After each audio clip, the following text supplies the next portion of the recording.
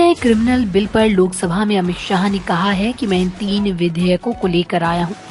आपने उन्हें स्थायी समिति को भेजने की मांग की। समिति ने उसमें कोई संशोधन करने की अपील की थी, इसलिए मैं वो तीनों बिल वापस लेकर नए बिल लेकर आया हूं। भारतीय नागरिक सुरक्षा संहिता में पहले 485 धाराएं थी, अब 531 धाराएं होंगी। अंग्रेजों का बनाया राजद्रोह कानून, जिसके चलते तिलक, गांधी, पटेल समेत देश के कई सेनानी कई बार 6-6 साल जेल में रहे, वो कानून अब तक चलता रहा। पहली बार मोदी जी ने सरकार में आते ही ऐतिहासिक फैसला किया है। राजद्रोह की धारा 124 को खत्म कर इसे हटाने का काम किया है। मैंने राजद्रोह की जगह उसे देशद्रोह कर दिया, क्योंकि अब देश आजाद हो चुका है। लोकतांत्रिक देश में सरकार की आलोचना कोई भी कर सकता है, यह उनका अधिकार है।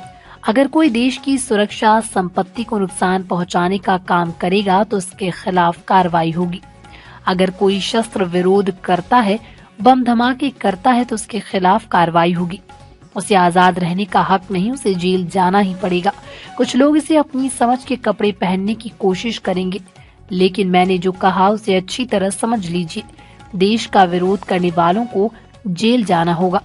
हमारा वादा था कि हम आतंकवाद के खिलाफ जीरो टॉलरेंस रखेंगे। पहले उसका जिक्र ही नहीं था। जहां उनकी सरकार होती थी वहां लोगों के खिलाफ यूएपीए नहीं लगाते थे। देश के कानून में आतंकवाद को रोकने की धाराएं नहीं थी। संसद में बैठे लोग उसे मानवाधिकार बताकर विरोध करते, जबकि आतंकवाद मानवाधिकार के खिलाफ है। ये अंग्रेजों का शासन नहीं है जो आप आतंकवाद का बचाव कर रहे हैं। मोदी सरकार में ऐसी दलीलें नहीं सुनी जाएंगी।